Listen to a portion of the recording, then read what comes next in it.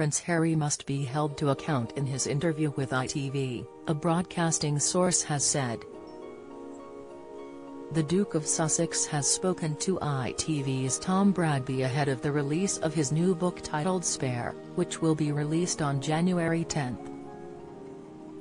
In a trailer for the interview, Harry is heard discussing his sticking points with the royals and how they treated Meghan Markle while the Sussexes were with the firm.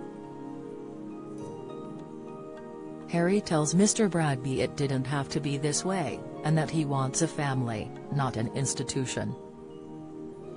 He added that he wanted to get his father back and to have his brother back. While the interview has provided Harry with a chance to once again give his side of the story, some feel Mr. Bradby should also take the opportunity to quiz the Duke of Sussex. Comparing the ITV interview with Harry's 60 Minutes interview in the US, a broadcasting source told the Sunday Times, "I think the American interview is driven by Random House and where sales will best be boosted. Whereas in the UK, this will be more about Harry thinking he wants the most straightforward, honest interviewer, and Tom has always played a straight bat. He has had this relationship with the two princes since they were children and remains very amicable with Harry, and one feels that he knows lots of things that he has never used to his advantage. There's a balancing act here. He, Mr. Bradby, has to be sympathetic, which comes naturally to Tom, but he also has to hold Harry to account and make sure he asks the difficult questions where recollections may vary with other members of the royal family. And then there's the fundamental question of why is Harry doing this?